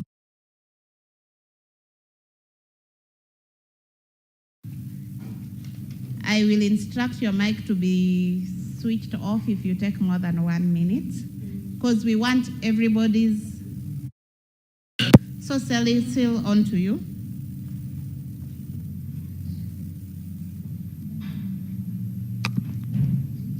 Good afternoon, everyone. I'm called Joseph Onyango. I'm a volunteer. So there are some issues, the Kenya that I want. So the speaker started by asking this question: is the situation in Kenya right now favoring me as a person? Which is no. So if it is no, personal level, what do I want to do so that the situation can change me? Also that it can prevent the cry we have been crying for the last 4 years. I, as a youth, I think many youths here, we will do the mistakes that we did past time. Why? Tuache hizi pesa ndogo ndogo yenye tunapewa to oppose my fellow youths. mtu amekupea 500, like what happened juzi, mimi haikunifurahisha personally. A youth anapewa 500, anaenda kwa barabara, anasema hakuna kulia kwa wenzetu, kukumbuka wenzetu wenye walikufa. So sisi wenye tunataka kuwakumbuka, a youth mwenzako ndiye anakupiga, and that is what is going to happen in 2027. A young youth amesimama pale, hakuna chenye amekupea kwa sababu ya ana pesa, na huyu akona pesa anakupea 500, unaenda kumpigia kura. Hakuna kitu atakufanyia in the next 5 years for sure. Ili 500 yako imeisha. Then the so-called political parties, mi bado hata kama tunasema tujui political parties, mi bado nakata kabisa. Mbona nasema hivyo? The so-called political parties wametumika vibaya kutunyanyasa sana. Utapata, I'll use example, mimi sasa nikisimama na the kijana of, or let me say Oron kama MP, utapata the party will favor him kwa sababu wanijui, na hizo ndio vitu venye tunafaa tuongelee. Nasikia aspirants wengi wanasema hapa, wengine wanasema ulisimama 2022. Hiyo party ilikufavor. Na mbona haikukufavor? Kama hiyo party hizi kukufavor, ask yourself, bado watanifavor tena ama wataninyang'anya tena ticket? So even if we are talking, let's talk Broadway na ujiangalie wewe penye huko. Mimi Kenya nataka ni Kenya gani na itanifavor? Hii political party itanifavor. Kama itakufavor, achana nayo and let's fight. And the president.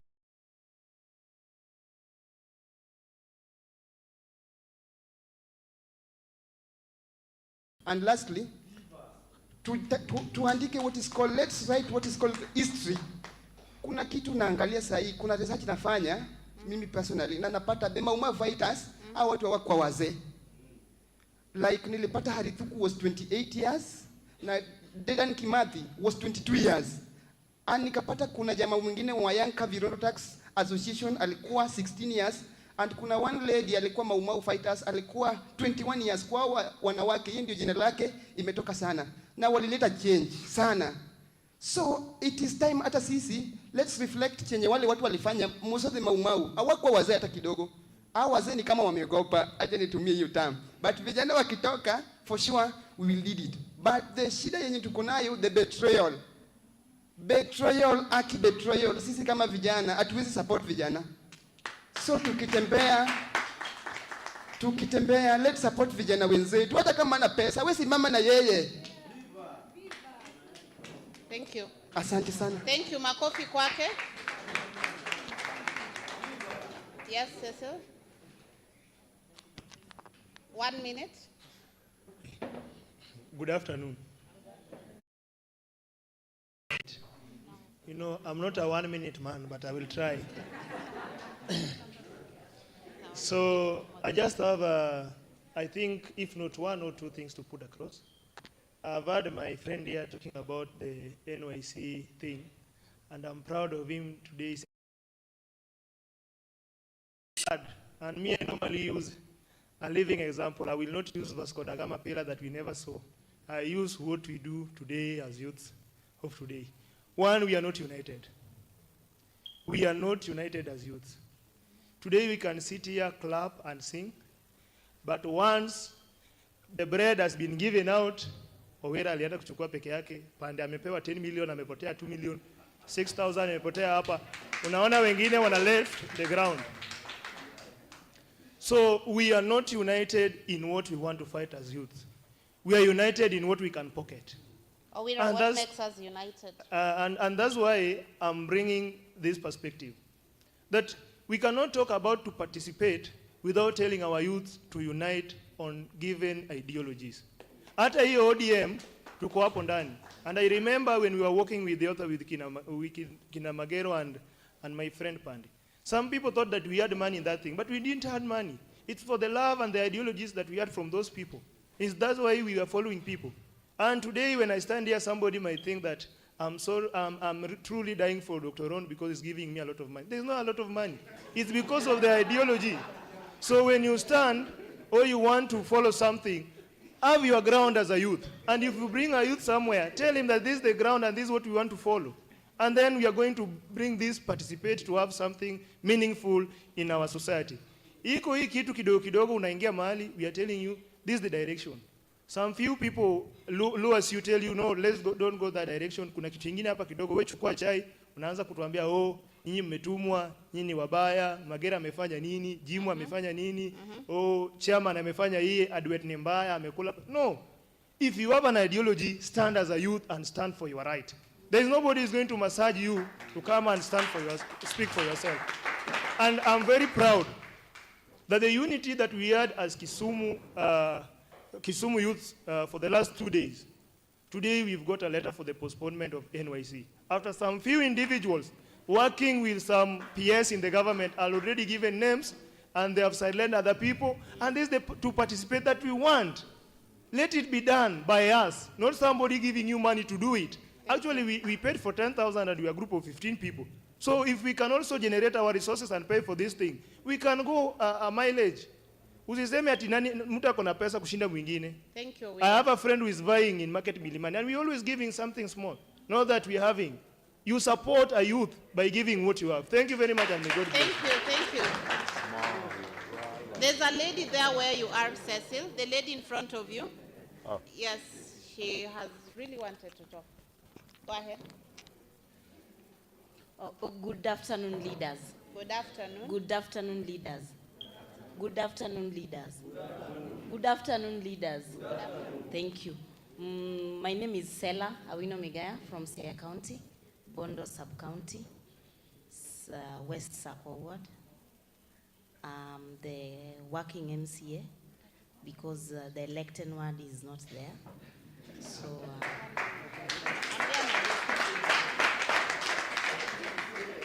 and if you go there, they will tell you the MCA is Sela Awino Migaya, and we are taking change. What I always say is, as much as we want to participate, can it be implemented? Can we uphold it? Can we work within it? Even if you are a youth yourself, you have been given a mandate to do something. Are you even doing it the way it should be done? Or you want the change from somebody, but you cannot you yourself do that change?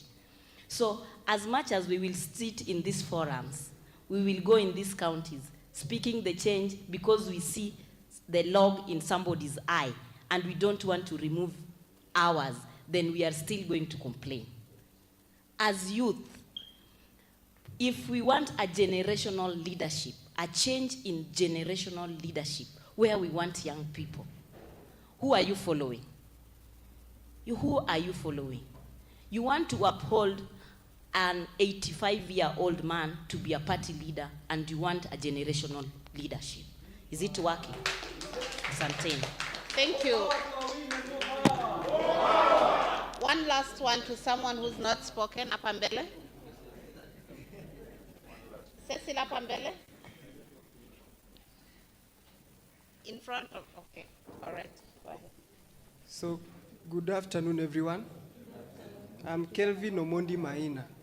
So, the first thing for us to realize the Kenya we want, the republic we have in Kenya, it's either we are stupidly foolish or foolishly stupid.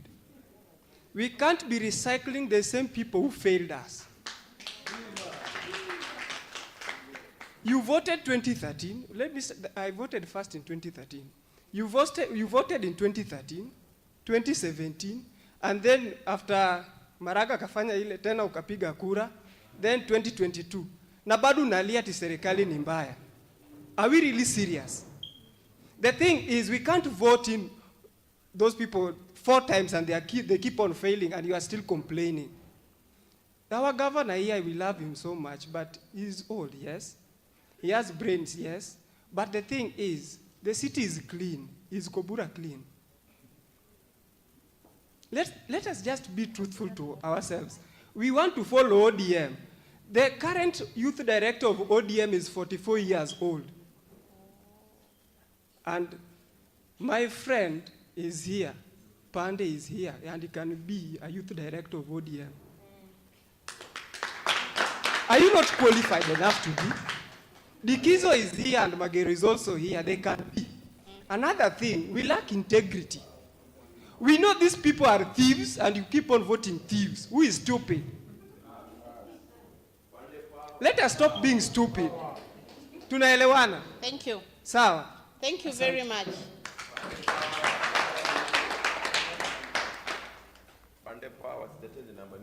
Asante sana. I want to appreciate my previous, those of the talked, and I believe this is a takeaway. We have all said beautiful things about political parties, about the reforms, but I've identified one single thing that stands out. Most of the political parties take us youths as political campaigners, but when it comes to decision making, we guys are out. So this conversation is very timely, and I want to believe each and every one of us here, as we leave this place today, let us not be used as political campaigners, but let us be used as decision makers. I liked what Rev said, that kuna youth wako kwa boda shed, kuna votes. Having vote is not enough. Having a vote card is not enough. With the conversation that we have had here, this room is full for those who are ahead of us, that we have had their insights, and I like what you have said, Senior. I'm taking it home. Let us vote wisely. Let us know who we stand for. And these conversations will go back to our villages, our parents, our classmates, so that we can have a Kenya that we want.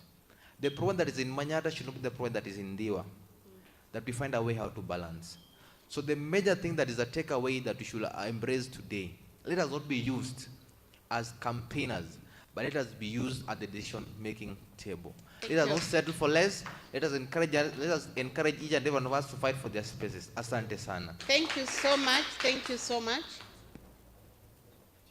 One last one.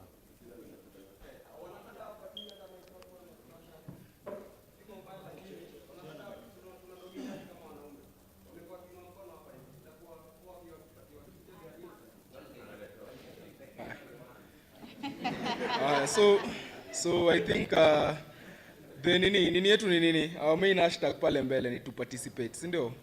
So it's quite unfortunate, and I even relate with some of the sentiments that Jose has brought out about political parties and why the youth, and that is across the board, that's why the youth are not participating in political parties. Youth are very apprehensive about political parties.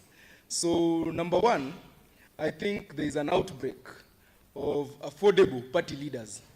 And even Pande's dominant party in the region has fallen ill to that malaise. And I will even go ahead to say that they were the patient zero. Their party leader was always being compromised in one way or another, and they were saying that it's because of the good of the country. So, we have parties are built on ideologies. And these ideologies are not just there for show. They need to be lived and enacted through party structures, and even the people they elect, they choose to be elected. Because our issues, nimesikia mayouth wanasema wana employment, corruption, tumongelea mayouth kumadwa, si ndio? Have we had any political party leader coming out to speak about those? And have they even put in structures to nini those? So as youth in 2024, tulitoka nje in the masses, si ndio? Someone, watu wanaona Game of Thrones wanasemanga power lies, where people believe it lies, si ndio? We came out tukijua ni bunge ndio kuna, huko ndio penye kuna mambo inafanyika, si ndio? Penye power iko. So we came out to challenge it. Tukapanda, we came by the way, and we also need to talk about 390 people seated inside a hall, and over thousands of people outside.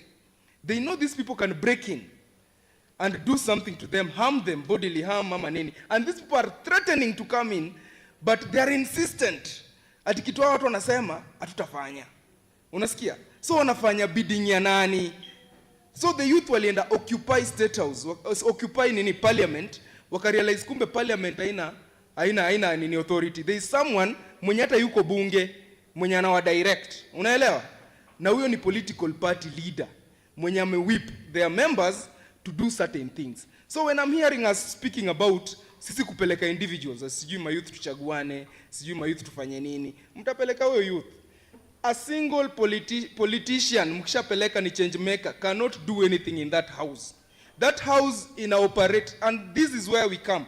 This conversation is to bring us about, because nasemanga ndio liberate the oppressed, you have to give them a certain sense of education about the systems that are oppressing them. And we are saying these things that are being made, because government in a respond in two ways. In a respond in legislation na through policy, which inafanyika kwa bunge ya county na the national, si ndio? So watu wana make hizi decisions wanapelekwa huko na political parties. Most of the things that are being discussed in the floor of the house are done in caucuses za legislation. And these caucuses, members wao ni nani?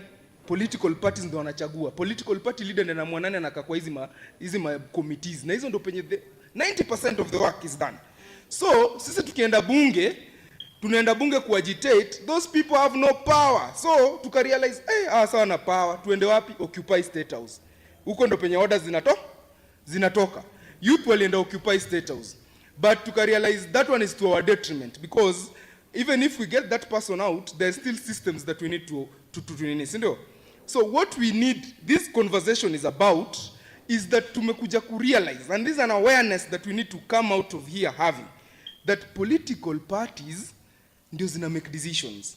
And we've never, wanasemanga power never cedes anything without a demand. We've never demanded anything of political parties. As a people, they have never been in a conversation about corruption. Mbunge akiiba nini, let me tell you, let me bring this awareness to you. Mbunge, tuseme, even the county government here, if they steal resources, the governor si akona chama.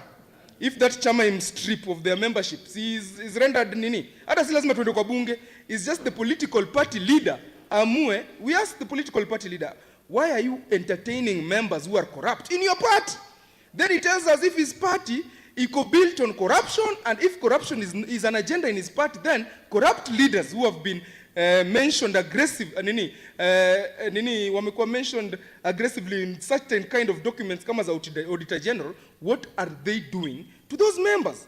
So I think we need to have a shift in how we think about the hizi operation tunaongelea, hizi legislations zinazitumiza, and we realize where these orders these come from, and political parties. And that's why we are coming out to say, occupy political parties. So Jose, ukifeel political party, I advance issues zako, is us, sisi, because chama ni wanachama, si ndio? So the chama yenye itakuwa na wanachama wengi ndio chama itakuwa na say, si ndio? And we also need to come to the awareness that taxpayer, sisi hapa ndio tunalipa chama mavyama. Do you know that? We are the ones funding political parties. So we cannot do without them. But we need to invade them. When tulienda occupy parliament, sahi tuko occupy political parties. Thank you, Dikizo. Round of applause. I'd like to bring it to an end at that point because, okay, one more. The Kenya we want is an inclusive Kenya. So yes, Mwanadada, make it quick. Women, viva! Viva! Finally. Cecil amekuwa kinipita hapa na nainua mkono. Good afternoon. My name is Liz. I had some very nice sentiments written, but before I start speaking, I want to say that political parties are not a caravan to change. Change starts with all of us.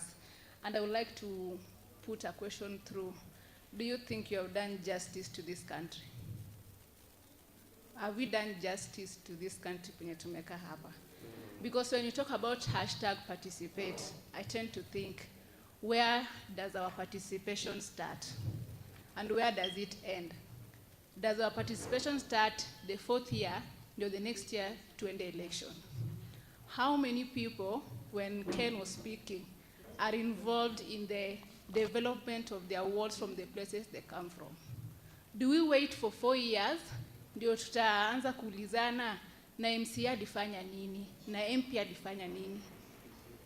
Are we involved in this budget making process, the governance of our, how do you call them, of our counties? Sisi wote tumeka hapa, we only wait for 4 years, alafu ndio tuna kimbia left, right and center. We don't need policies change. We actually need a system change. Kenya, we have good policy. Our Constitution of Kenya 2010 is actually a blueprint. People come to our country to just do benchmarking.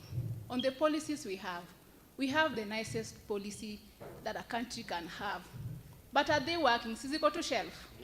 Alafu sisi tumeka hapo, we still put more money in forming more and more policies. Can we make the policies we have to work for us? Tunaweza andika memos, petitions. Can we just get involved from the grassroots level? Nilisikia mtu akisema Kisumu city ni safi. No, Kisumu si safi. The CBD is clean. Tunajua penye city inafika. Up to huko, hata hapa ni city. Kondele iko city. Nyamasada iko city. So when we speak about these things, it brings me to the issues of access to information. Are you informed? Ama we ni viva. Viva, comrade, viva. Na ujui unapibia nini. You know, when we want justice, I know my rights. Alafu kiulizwa, hizo rights zako ni nini tena? Tena haujui. So it's high time sisi pia wenye tuko hapa tukwe tu informed, so that when you stand to speak in front of people, and I'll put this challenge to MCAs.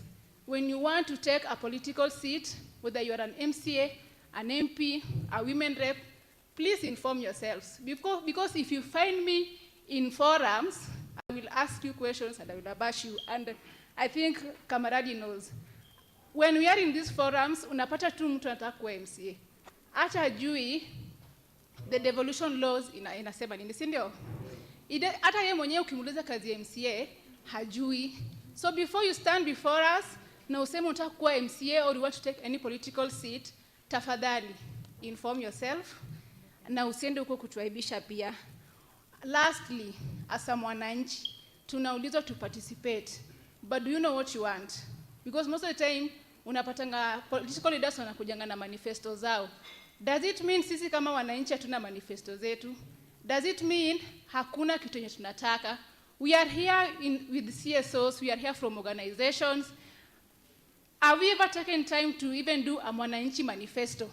Ndio mtu akikuja kuambia mimi nataka kuwatengenezea barabara, nyinyi pia mnamtolea yenu. Hapana, we don't want barabaras this time.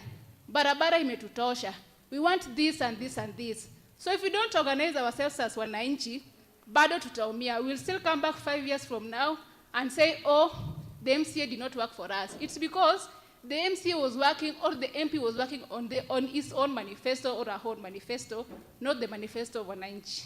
Asante. Thank you so much. Makofi kwake. A better round of applause. Cecil, if you could bring it this way. So ladies and gentlemen, we are coming to the tail end of this conversation. But the conversation does not end here. As I said, Kisumu is having this, Kakamega is having this, Siaya is having this, Mombasa is having this conversation online. Our hashtag is still the same. Please go online and get to understand that Mombasa youth, where is the shoe hurting? We as Kisumu youth, go to the social medias and just channel the conversation where you're able to give your input. Also, there is peer-to-peer learning. We would encourage you. Jimmy and my panelists, just 1 minute each. Yeah, okay. My last word is on what one of the philosophers by the name Frantz Fanon once said that each generation out of relative obscurity must discover its mission, fulfill it, or betray it altogether. So, how comfortable are you with the mediocrity that we are seeing? How comfortable? If you are not comfortable, are you ready to take responsibility and what it takes?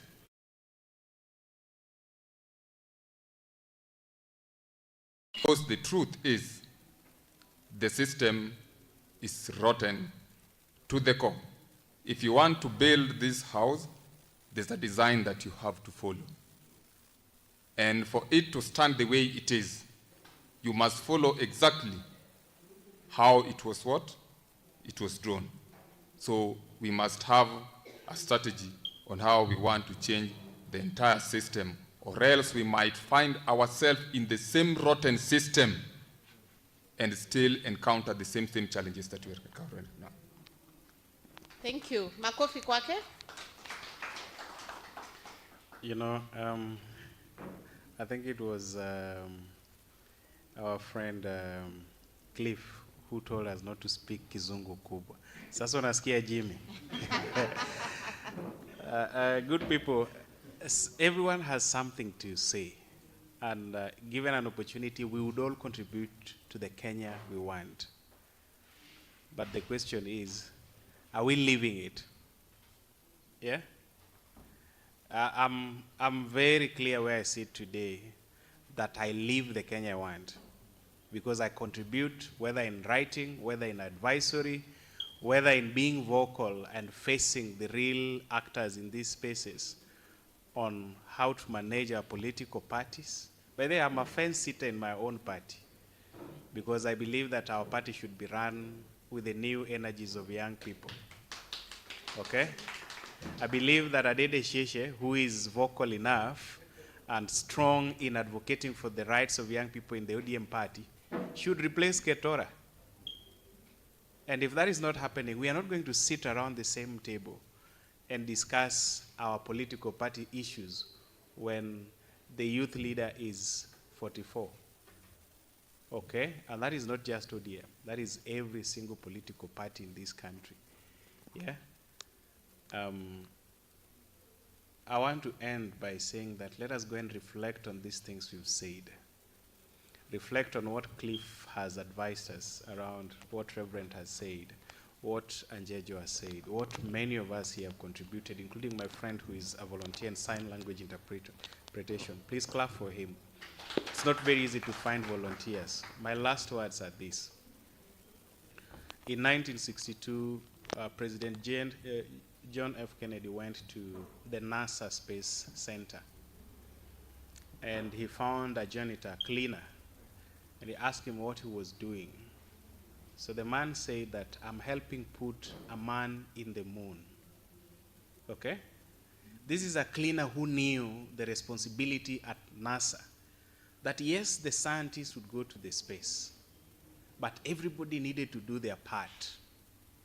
So as young people, those things that Anjejo is talking about, how do we shape the overall governance infrastructure in our country from Nairobi? It begins by building small blocks from home. That is why, while we had 58 aspirants MCA last time, this coming election, I'm looking forward to working with 200 young people, minimum, looking to be MCAs. And I'm looking to have 10 or 20 MP candidates. And I'm looking to have a governor, strong governor candidate who is under 35 or under 40. Then we'll have a discussion. That is occupying. Unasikia Kizo? Yes, occupying is not protesting in the streets. Apana. Occupying is getting in the ring and fighting. Yes, and we are going to fight. By the way, we are going to have a real fight. Thank you. Yeah, thank you very much. Makofi kwake. Thank you very much. I think I'll finish my closing remarks with what Reverend asked us. What are we doing on our personal capacity to change this country and to see the Kenya that we want? There are many things I'd say, but I want to just finish with this. One of the things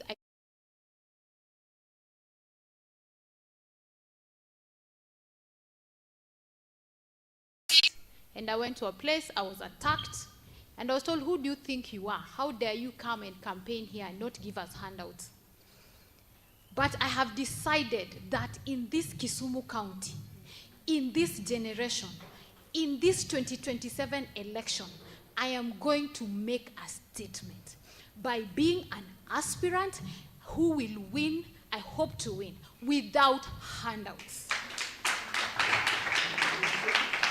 I may not do many things, but that one, nakufa nayo. And I am asking you, ask yourself, what can you do in your capacity? If you can run, run. If you can support an aspirant, support. In 2024, I was in the streets. And the hashtag was Occupy Parliament. When things happened the way they did, that is the day I decided I am going to Parliament through the front door. So I am in the ballot, and it is hashtag Occupy Parliament for me and hashtag Occupy Political Party. I was in a party, vitu niliona hapo, I said never again. The party I am in, it is to occupy it and to make sure that those decisions, when they are being made, I am in that table.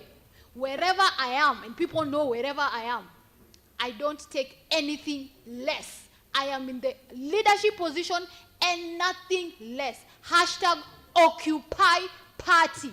Jibuni, hashtag ni nini? Occupy Party. Makofi kwa Linda.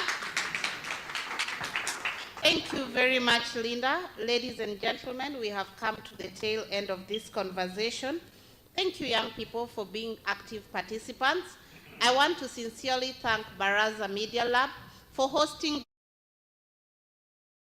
To my panelists who I called last minute and managed to come here and give your insights, I want to really appreciate you. To the audience who participated in this particular engagement, thank you very much. To our online viewers, I know we did not have time to really read through what you commented, but thank you for the active participation. Ladies and gentlemen, in brief, we have discussed that young people want a Kenya of dignity, jobs, fairness, accountability, opportunity, safety, responsible leadership, and working institutions. We have also heard that that Kenya that we want will not arrive by accident. It will require organized participation, civic responsibility, policy engagement, leadership, accountability, and a deeper understanding of how institutions work. Finally, political parties matter because they influence who gets on the ballot, what policies are prioritized, what laws are passed, what budgets are approved, what caucuses are formed, and finally, how governments are shaped.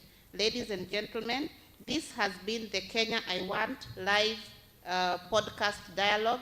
My name is Victoria Adwet. Asanteni sana. We'll now finally come for a group photo and keep the conversations going online. Thank you. Please make your way here.